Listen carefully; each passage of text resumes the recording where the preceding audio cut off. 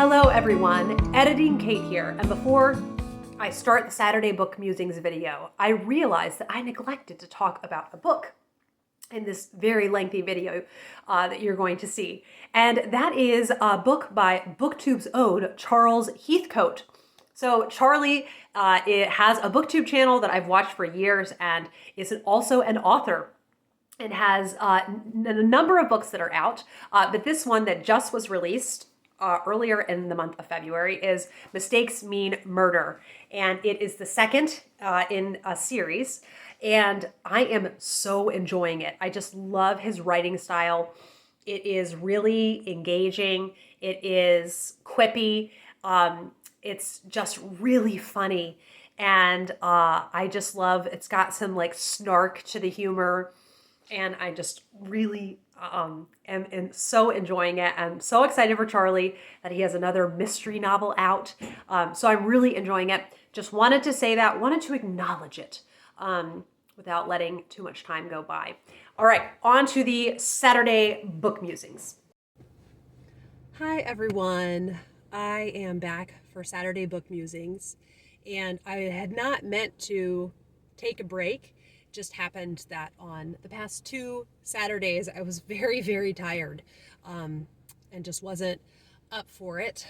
But I'm glad to be doing it today. I think it's really good for my morale. And honestly, it feels like therapy to, one, kind of share the latest struggles in my health journey, but two, to then just think about other things.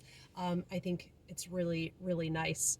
So I am very sad today. Today's a very sad day. I got to meet with a doctor. He had really insightful things, good observations.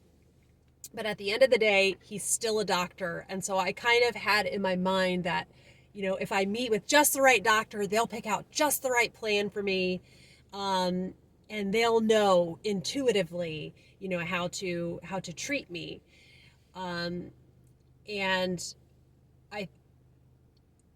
So we decided to work with him, and I'm never going to say his name in a video because I just don't want anything to get back to him, because I want to give a very honest kind of assessment.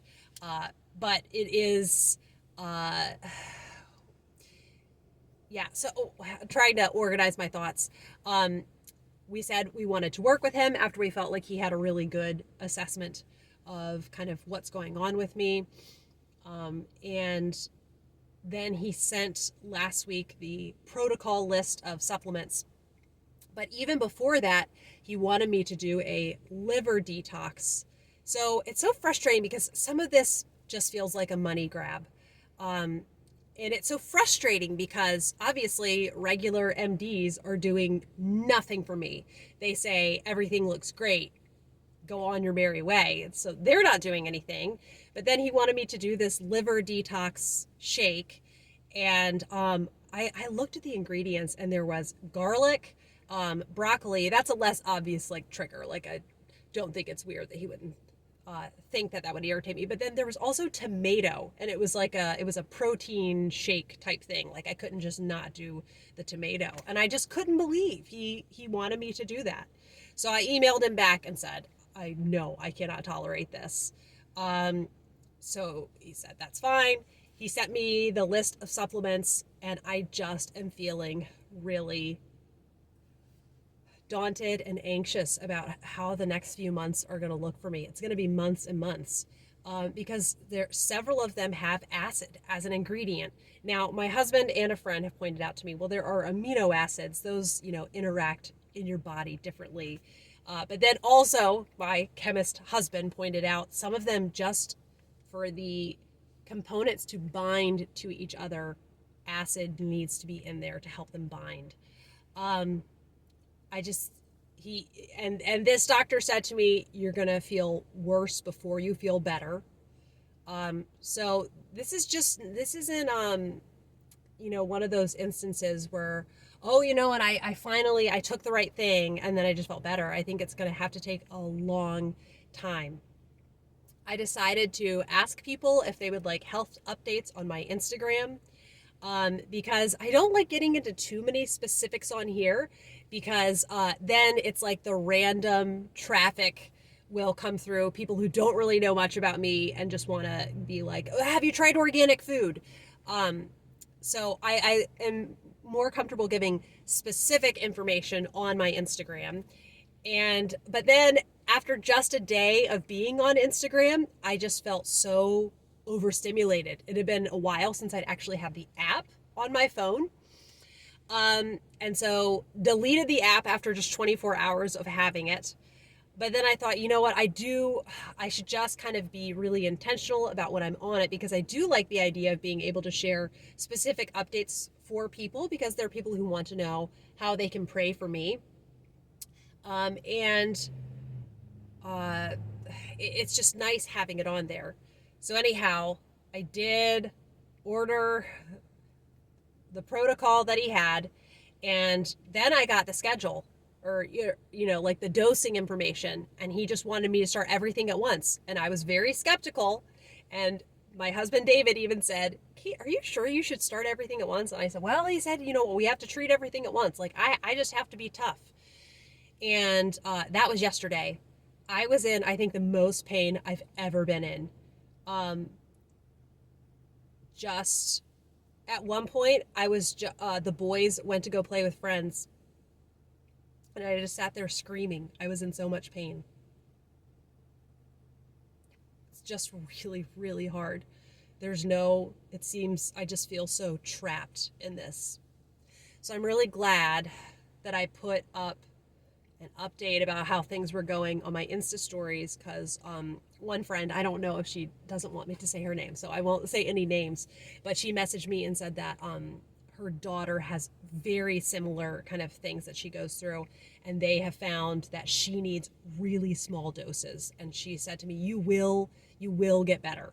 And I really appreciated her sending me that message. That alone makes it feel worth it. And then a friend who's a holistic health practitioner said she would be happy to give me kind of input free of charge. And that just warmed my heart.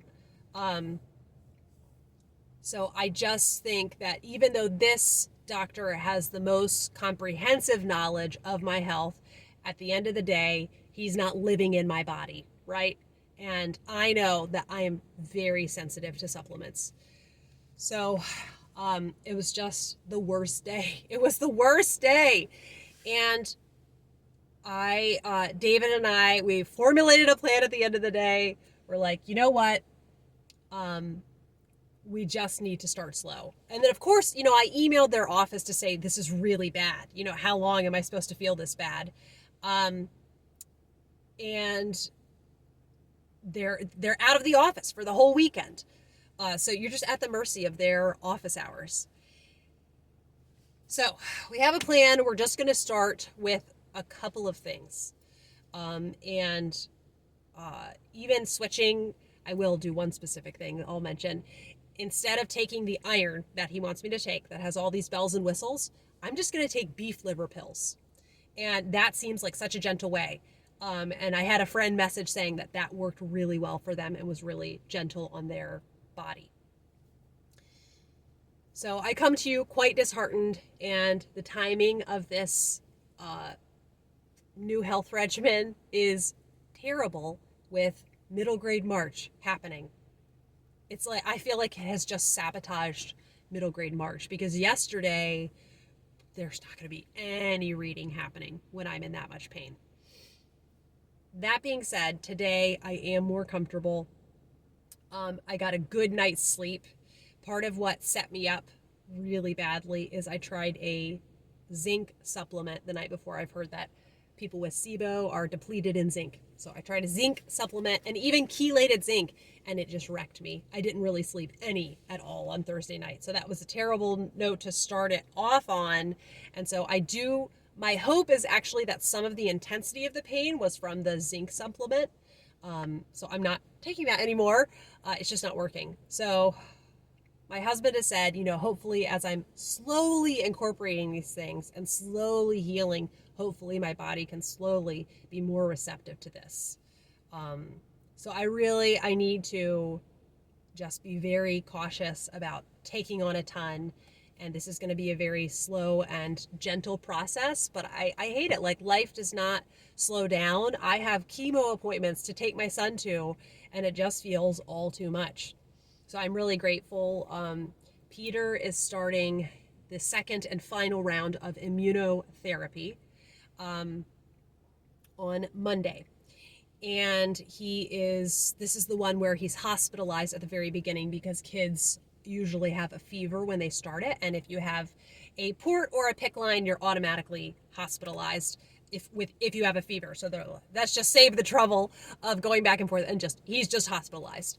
The last time he came out less than 48 hours after being in there.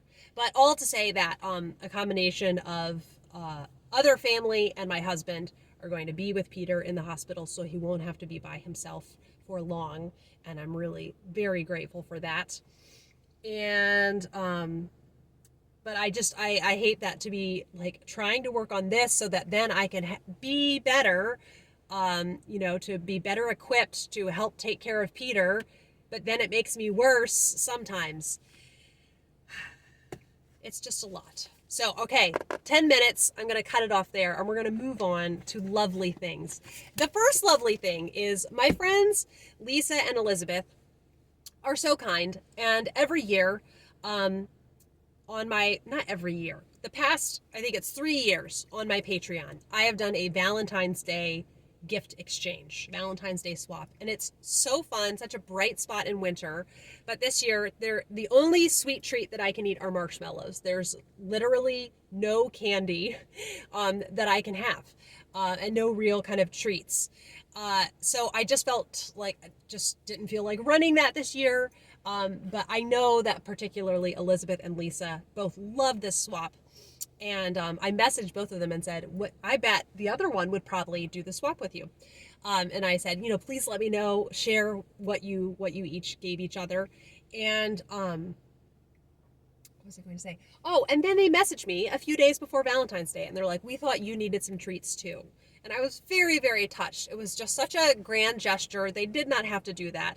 And they sent me, I forgot to bring it with me, but a Rosemary Sutcliff book, a beautiful red and yellow paperback.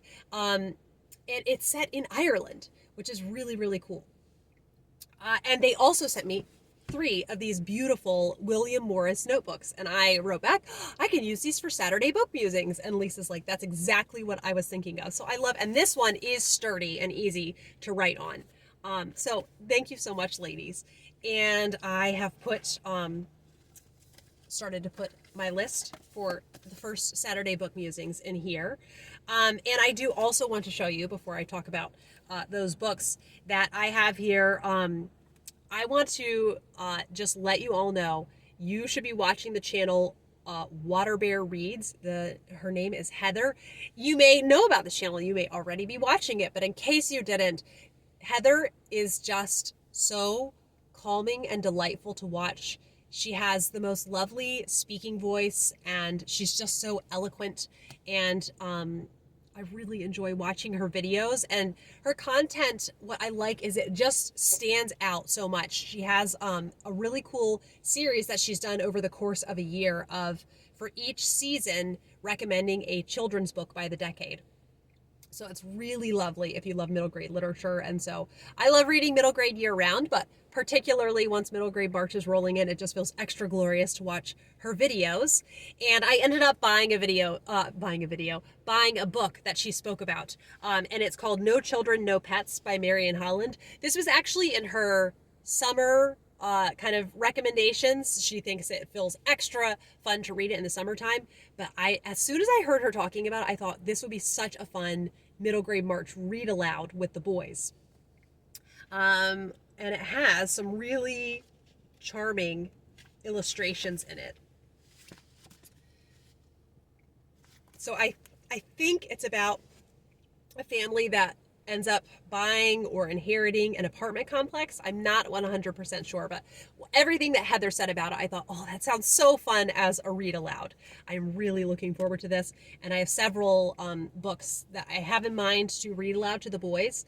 We're pausing our history reading in March, and we're just going to do really fun kind of whatever read alouds I'm in the mood for. And they tend to, I don't really think there's been a read aloud that they have said, I'm not really enjoying this.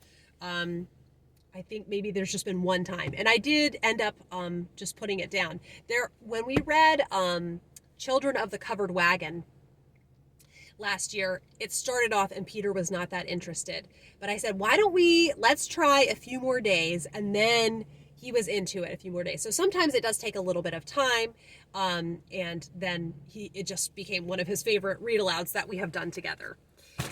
And, okay, I have finished several books I wanted to tell you about. First of all, I had mentioned wanting to do a reread through the series of Unfortunate Events. And so I have since read The Bad Beginning and The Reptile Room. And Lemony Snicket's writing suits me so well.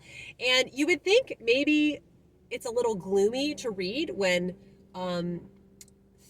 things are pretty hard in my life right now, but I find it actually really consoling to see other people in this world, that it doesn't feel despairing.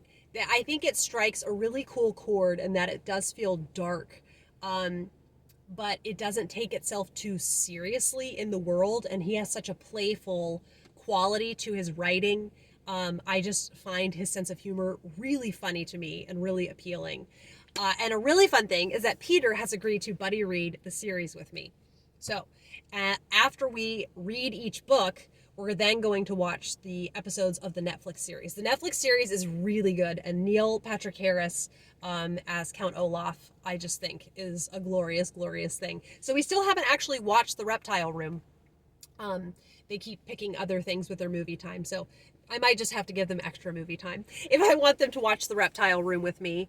Yeah, I don't know when I will read The Wide Window.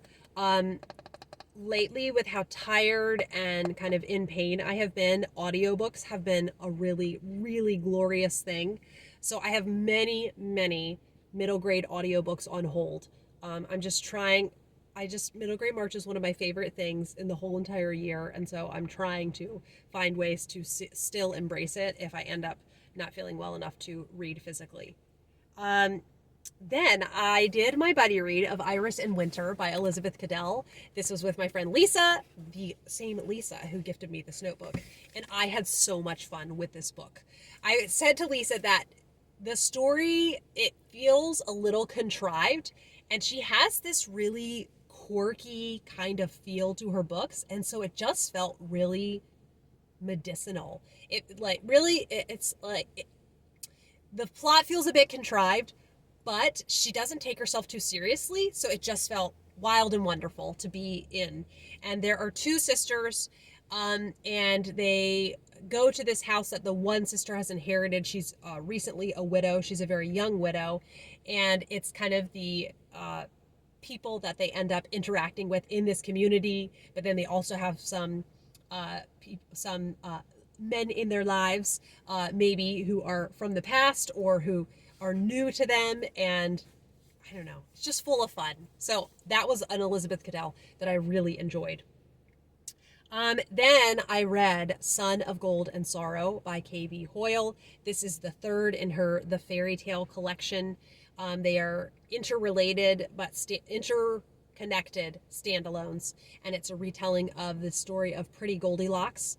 And I had not read that fairy tale. It is not at all Goldilocks and the Three Bears, and it was so much, I was going to say so much fun, but that doesn't seem the right word for it. It was just full of beauty, and her fairy tale retellings are full of truth, beauty, and goodness. The pacing was a little bit, I don't know, Son of the Deep so far has been the kind of the gold standard for pacing in it. It was very action-packed, I think, is what I'm trying to say. And I really loved, there's kind of some more, I don't know, slice of life time in Son of the Deep. But that being said, it was such a beautifully told story. And the main character of Aurelia, she has this evil sorcerer father.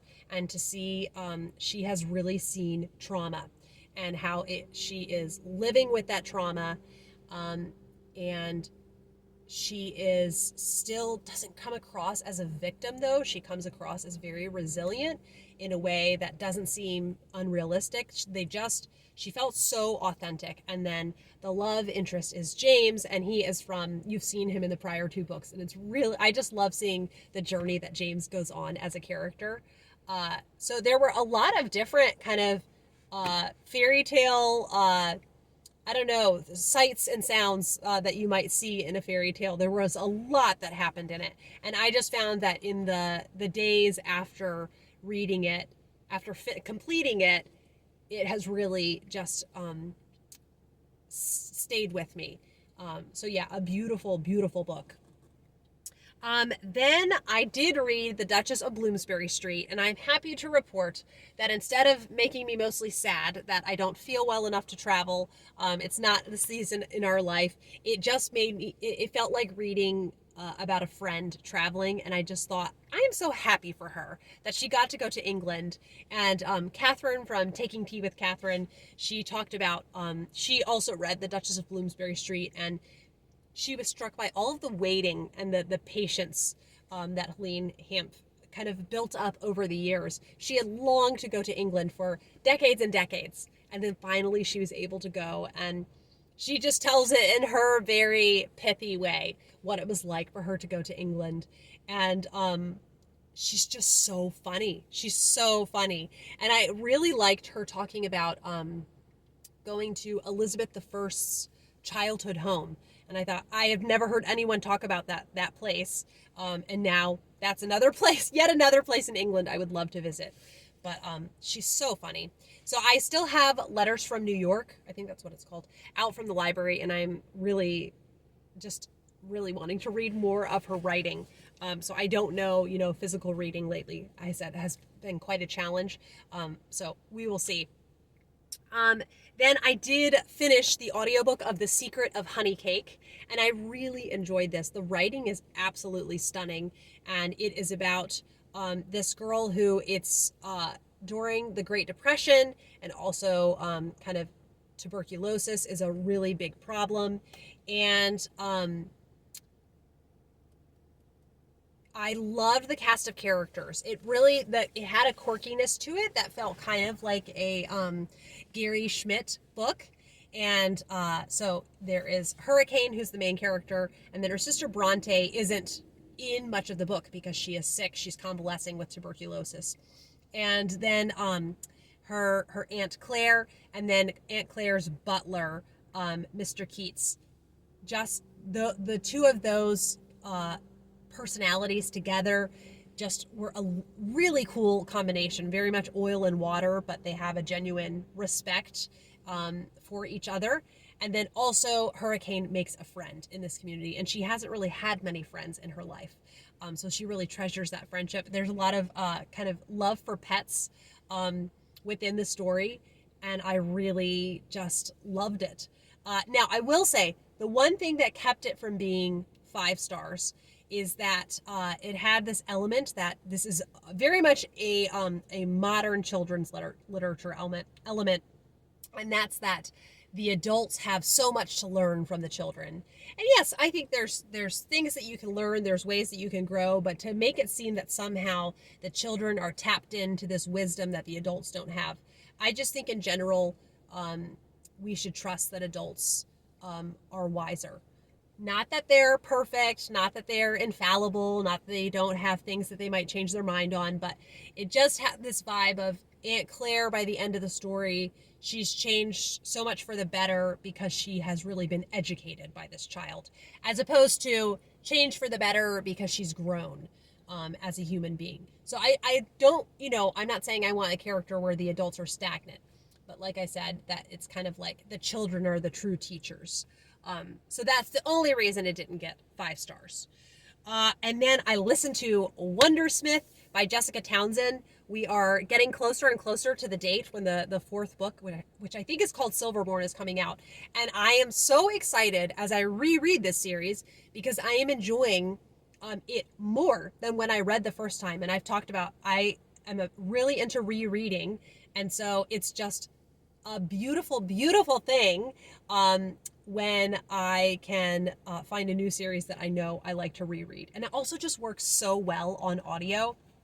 And what's crazy is the first time that I read Wundersmith a few years ago, I got close to DNFing. And this time I loved it all the way through.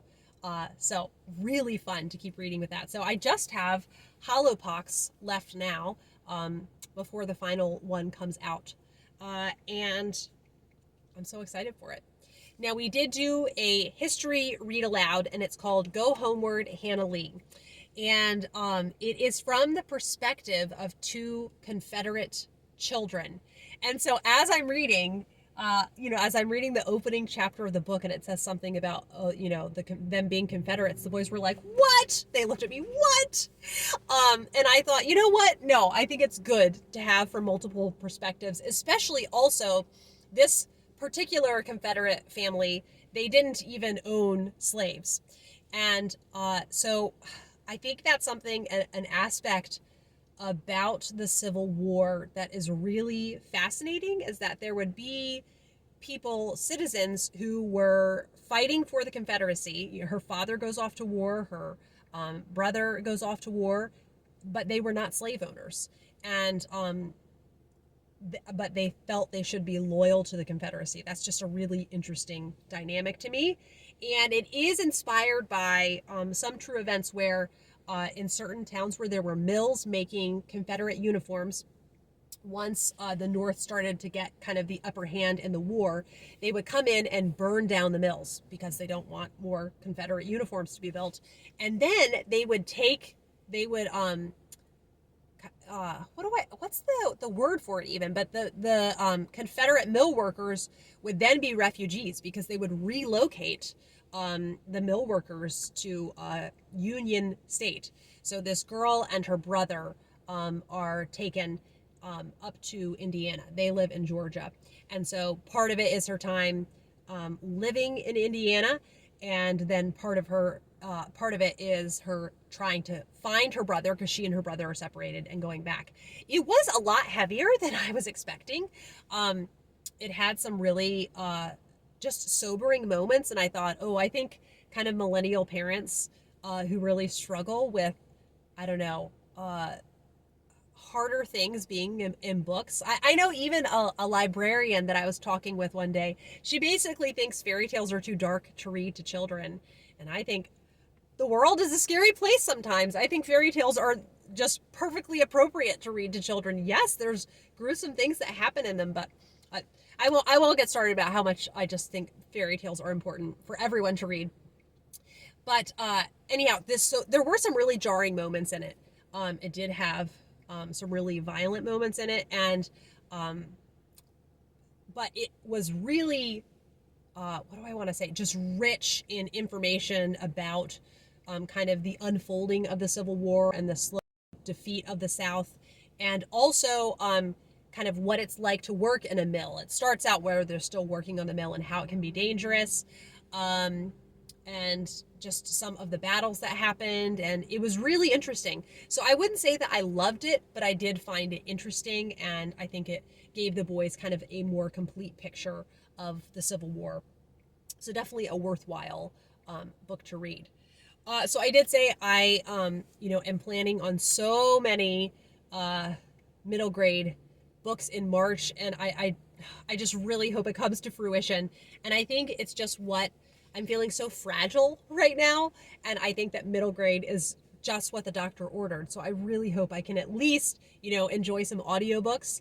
And I find that I feel overwhelmed by kind of other audiobooks right now. I did go ahead and download the next Green Rider audiobook. I think it's called The High King's Table, but I felt like, I don't know, is my brain feeling up for that? And I decided to just go ahead and start some middle grade, continue on with the middle grade audiobooks after The Secret of Honeycake and Wundersmith. And recently, Heather from Water Bear Reads, she spoke about Pollyanna. And I've been not interested in reading Pollyanna. I will be totally honest, like kind of the cultural concept of Pollyanna is that it's very sugary sweet. And I do also know that typically turn of the century children's literature I am a lot harder to please, as opposed to once you get to like the 1950s, that to me, that is just, it's the era of Henry Huggins and the Melendi family quartet. And I just really enjoy that era of children's literature. There have been other ones that are from earlier that I don't get on with, but I thought Heather recommends it. I want to try it, and I am enjoying it so much. It just feels like such a balm to the soul. And I love the movie with Haley Mills. I love the movie of Pollyanna, but I don't know. I just thought the characterization, I didn't know how I would feel about it. Kind of the characterization is just really different in turn of the century children's literature, but I am enjoying it so much. I really love the world that Pollyanna is set in, and the character of Aunt Polly and Nancy the maid, and Pollyanna herself. Yes, she is kind of unrelentingly cheerful. She's unrelentingly cheerful, but it just feels like such a kind and gentle book to be reading and treating myself to. And I'm listening to the audio, and I really like the narrator. Let's see, actually, I can tell you quickly who the narrator is, because I know if anybody is interested in reading it, that they're going to want to know who they are. And I'm already, I think, 25% of the way through that. That's what happens if you read middle grade books. You're gonna get through the audiobooks quite quickly. Okay, so the narrator is S. Patricia Bailey. So I don't know what the S stands for, but that's what she's listed as. Yeah, a lot of fun. And then I also did start reading Before Lunch by Angela Thirkle. I just found I really enjoyed Iris in Winter so much, and I have been wanting to read more Angela Thirkle this year after receiving several as gifts for Christmas, and I just love her writing. I had forgotten how much I enjoy her writing. There's certain modern classic authors that their writing style, it's like the plots that they have, I know I like, but it's the execution of it. But I find her writing really funny, really insightful, really captivating. And there is a family that has a kind of ailing stepson. The father has passed away, so it's the stepmother taking care of them, but she loves and adores them. And she's trying to figure out kind of how to help him along. So I'm just feeling extremely empathetic. His name is Dennis, towards Dennis, and how he just is he isn't healthy, and he's struggling. And so they come to stay with, I think it's her brother-in-law. He has this extra house, so he's very wealthy. He has this extra kind of small cottage, and they're living in it. And then there's also Dennis's sister, whose name is escaping me right now.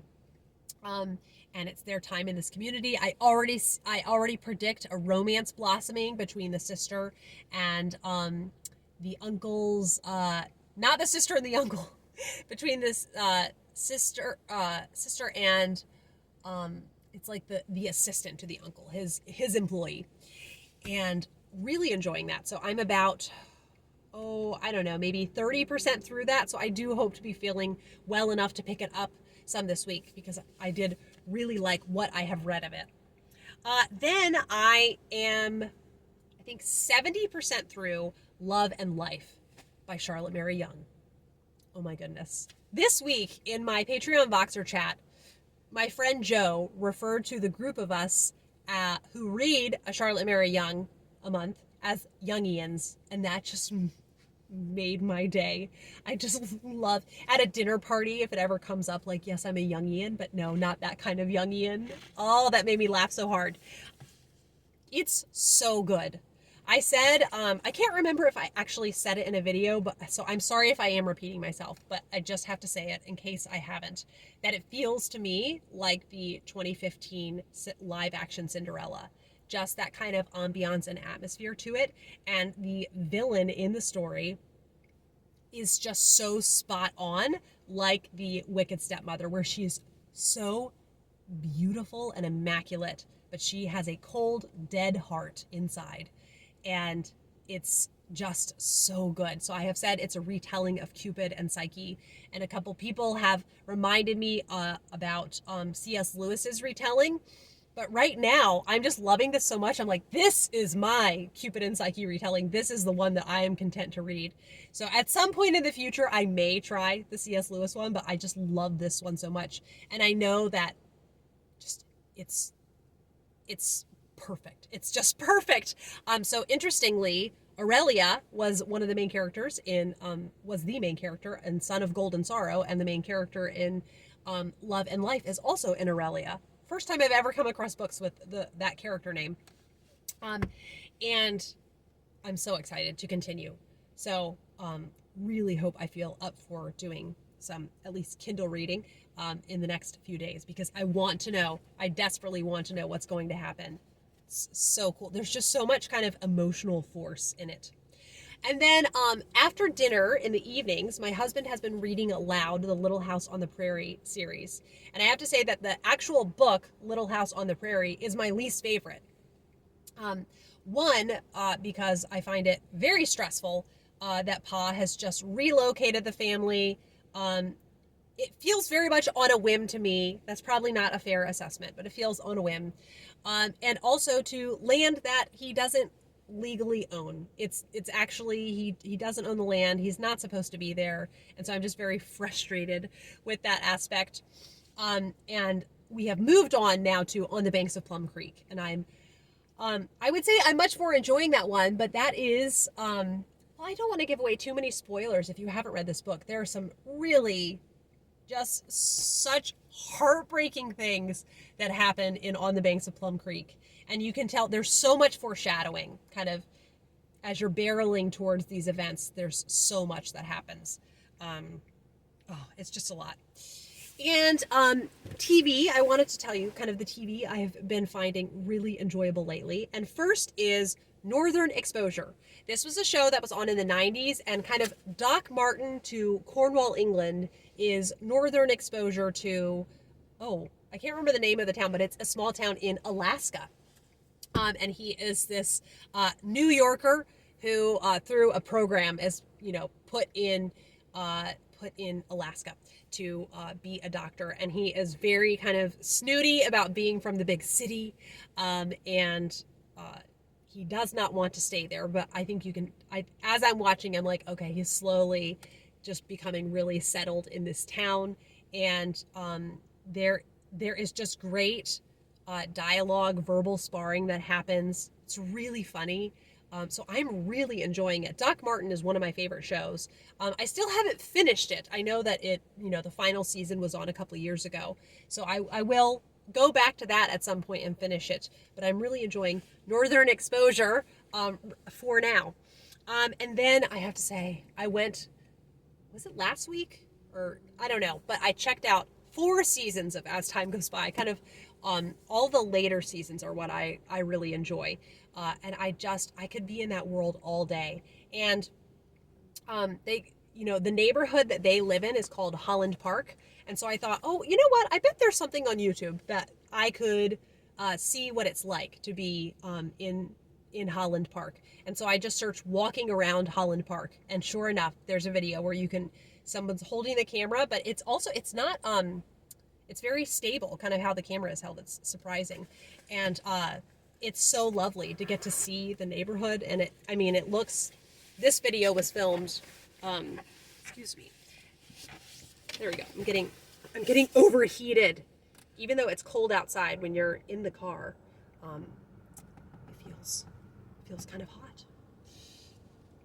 So it's just lovely to get to see the neighborhood and see what it's like to walk around there. And then I thought, I want to see walking around in other places. So I have now started a really lengthy one that's walking around Edinburgh. And I find it actually does scratch some of that traveling itch just to get to see what it's like to walk around in a place. And then before I did Edinburgh though, I thought, well, I want to do a really kind of different kind of place. And so I searched walking around Cairo. And I have to say, that has cured me of ever wanting to visit Cairo. I had read before people talking about Cairo, Egypt is such a loud city. It just felt so claustrophobic, so loud. I'm not a city type of person. I really didn't love our time that we lived in the city. And I'm like, I want to visit the Great Pyramids. I don't want to visit Cairo. And so then I switched to Edinburgh and I thought, oh yes, it's like gloomy and overcast and it just looks so bookish and it's just beautiful. So I want to keep doing that with other places in the world. So if you have, I don't know, places that you think I would enjoy getting to see, please comment down below. If you have made it this far in this very lengthy video. Then also, I have heard through the years about The Middle. It's a sitcom. And I even checked out the DVDs from the library maybe last summer. And I started watching it. I got distracted with other things. Well, now I have found out it's on Prime. And I really love it. I find it very funny. It's just a really fun family sitcom. And just the humor is really right up my street.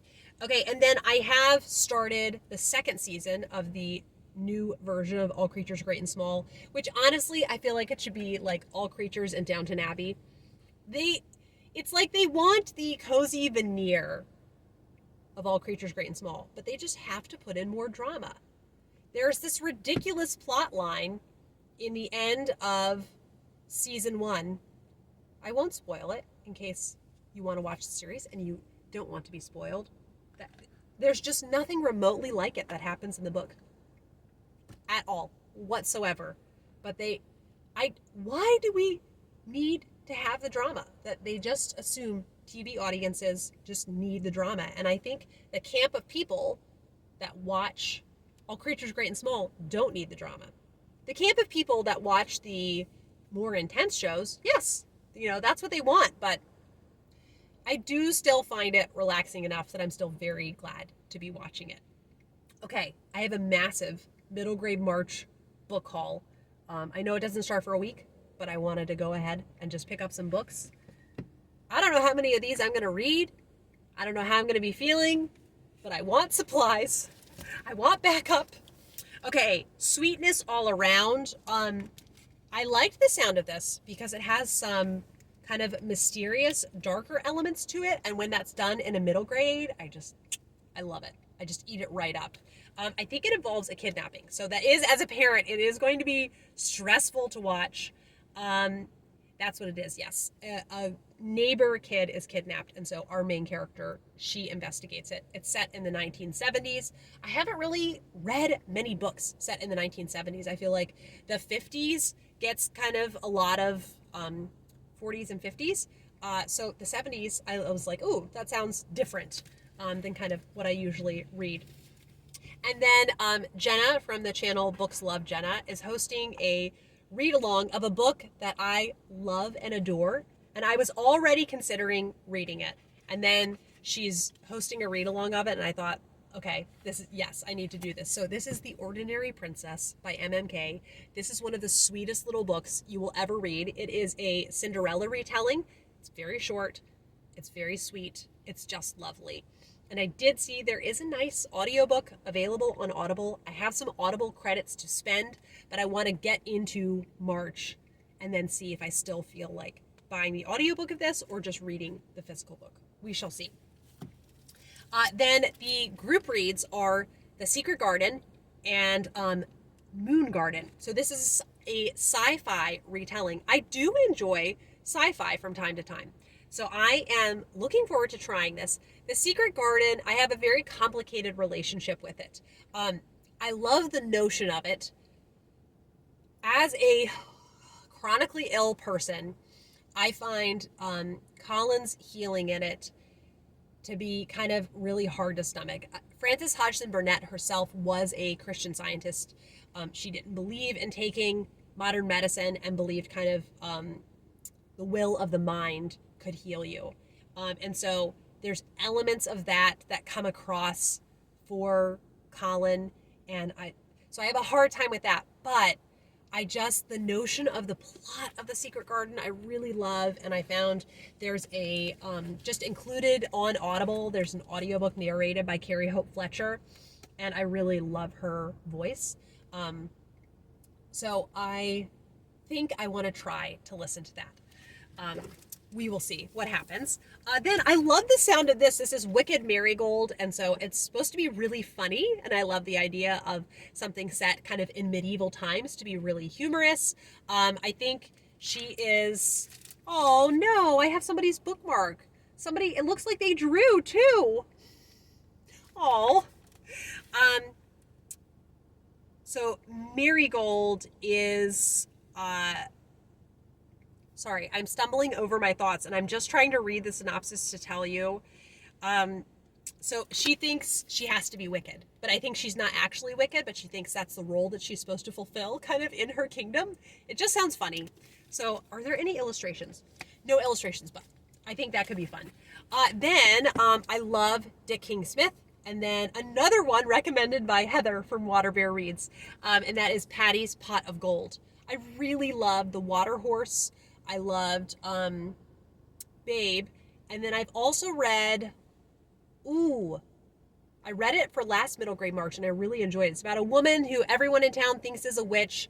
She's just kind of a loner, and then this new family that moves in, they befriend her. There's often illustrations in his.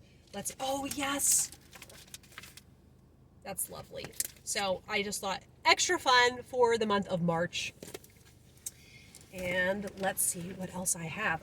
Before I always forget, I want to show this beautiful bag that I got. We did a field trip to Fort McHenry, which is the site of where the Star-Spangled Banner was written. And I got this bag, and I just feel like the ultimate homeschooling mom with this. Isn't that so pretty? I just love it. A watercolor tote bag. I need more of those in my life. So yeah, I just wanted to share that. This is Adeline and the Yellow Cat. And there's tons of illustrations, so this would be a really quick, easy breezy one to read. Is it even? It's almost more like a picture book. Really kind of multimedia. I almost think Arthur might be up for reading this. Maybe Arthur could read this aloud to me. He's really coming along in his reading. That could be fun to share. Regarding the Fountain, a tale in letters of liars and leaks. This is a book that Jen over at Jen's Reading Life, she made this sound so fun. She read it last middle grade March, and I almost ended up just checking it out, but I had such a huge stack. So I thought, you know what, I'll just save it. I really love, there's another series by Kate Cleese that I have enjoyed, and this is cool because this one, like the other series, is also very multimedia. And then I loved just Dust. That's what it is. I couldn't remember the title. Dust by Dusty Bowling. I also enjoyed Events in the Life of a Cactus, but Dust has really stayed with me and haunted me in the best way possible. So I got 24 Hours in Nowhere. Her books are Dust was such a page turner to me. And then Beyond the Canyon's Edge was a novel in verse that I read. But this one is one of the ones that I have left, and I'm really excited to read that. A Lantern in Her Hand. This is like, it treads the line between YA and middle grade, but there's some libraries that have it in the juvenile fiction section, so I'm just going to count it for middle grade. Amy from Amy of Hearthridge highly recommends this book. So it seems like I'm getting Little House on the Prairie, Caddy Woodlawn vibes, but more grown up. So we will see. I really, really love the My Side of the Mountain trilogy by Jean Craighead George. I was just looking for more books to read by her. She's quite prolific. And this one looked really fun. The Cats of Roxville Station. So I think there are these wild cats. And I don't even know if there are human characters in it. And it just looked like it could be a whole lot of fun. And there are some illustrations in there. Maybe that could be a good read aloud. I did find a couple of books about people with physical maladies, which I just thought could be encouraging. And so this first one is Gut Reaction, and it's about a girl who gradually gets more and more sensitive to all sorts of foods till she's just having trouble eating anything. And I was like, oh, I feel you, girl. So I want to try this. This is a newer book that came out, and it seems like it could be good. Then a Newbery, not medal winner, but Newbery Honor, I think that's what it's called.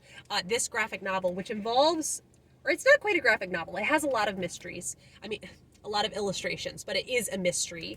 And I just looked at the, Newbery winners for this year, and I wanted to read, I think, all of them but one. The Newbery winner and the Newbery honor books. So looking forward to trying that one out. And then a book that Meg from Meg's Bookshelf, her podcast, she interviewed the author of this book, Mindy Nichols-Wendell, and I loved the interview.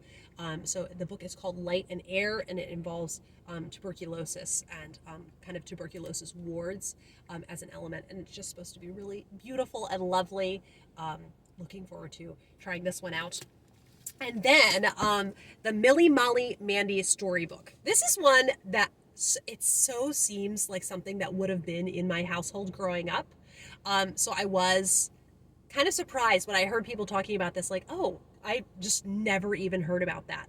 And so it just sounds really lovely and charming. And I think it has several books in one, maybe, or maybe it doesn't. Yeah. So I love the sound of this. And it was originally published in so they're different stories from different short story collections. So 1928, 1929, 1932, and 1948. I would love just some whimsy about kind of a little girl who keeps getting into scrapes despite herself. Next, this is a historical fiction graphic novel that I just spotted in the new book section, and it involves Pearl Harbor and pearl diving, which sounds really interesting to me. And also the art scheme for it looks very different than kind of other things that I have seen.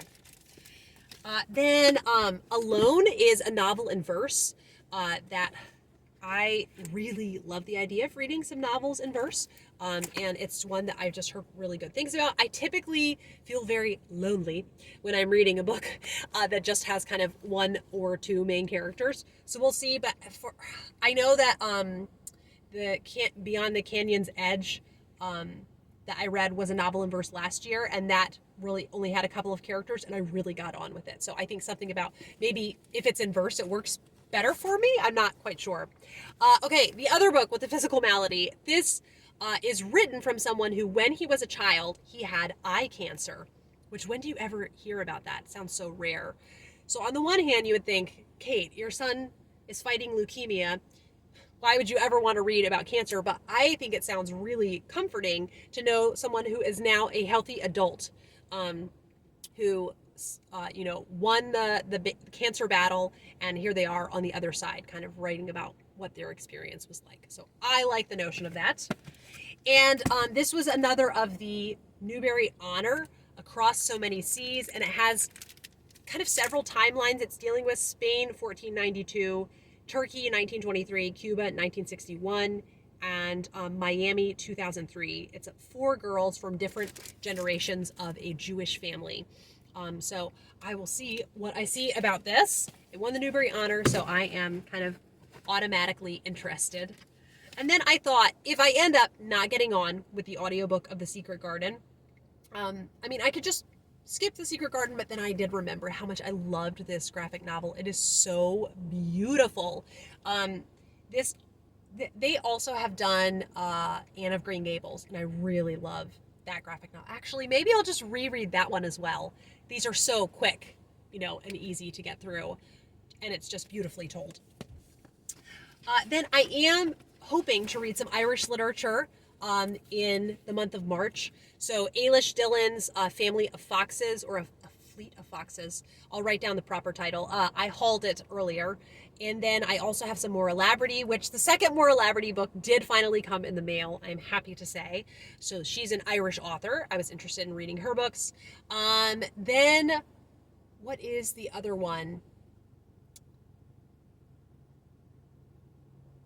Oh, I can't remember if I'm forgetting any out of those. But then I also have several kind of adult Irish literature. And the first is Absolution by Murder by Peter Tremaine. This is set in ancient Ireland. What year? Well, it doesn't say on here, but it's a whole mystery series. So we'll see if I feel up for reading this. And then To School Through the Fields, An Irish Country Childhood. This is a very slim memoir. I liked the idea of that. Niall Williams is an author that people who like the kinds of books that I like the classics that I like, enjoy him. And I want to try his books. So I have an audiobook of This Is Happiness. My hold is going to arrive in March, which is great. The timing worked out. And then also this is a memoir, When Summer's in the Meadow. So it's going to have some sadder things. I think in this one, he and his wife find out they are not able to have children, biological children, but they move back to Ireland. So I think there will be some just lovely feelings with his homecoming in that. And then I thought, I'm just pulling out all the ammo, right, for middle grade March. I have, I think it's 12 middle grade audiobooks on hold. That's just on Libby. I have some I can access on Hoopla, some I can access through Spotify Premium, and then I have some Audible credits. So I'm really just excited to enjoy those on audio. But I also thought, movie adaptations, right? So I want to... When I finish Pollyanna, I do want to give the movie a watch. It's also such a like springtime type movie to me. And this is not middle grade, but I just thought, how sweet would it be to watch? This is the show that I grew up on, The Mini Adventures of Winnie the Pooh. It's such a cozy show, and I love it. This is not anything to do with middle grade literature. It's just one that I found, The Duke. It has Jim Broadbent and is it Helen... Why am I holding it like this? That's uncomfortable. And Helen Mirren. And he wants to steal a portrait from the National Gallery. Okay. Yes. And it's based on a true story. So those two in a movie together interested me. And then that it's based on a true story sounds very interesting. Then Paddington 2. I love the Paddington movies, and I have to say, actually, in a couple weeks, my mother-in-law is going to visit, and so David and I, we plan to kind of go out on a date, and I said to him, can we go see Paddington 3? And he's like, sure. So we're going to go on a date and see Paddington 3. We're not going to tell the boys, though, because they love the Paddington movies, and it would just make them really sad. But right now, we feel with Peter's compromised immune system, it's just best if he doesn't. But as soon as it comes out on DVD, we will be watching it at home. And then, one of my just favorite movies ever, Nanny McPhee.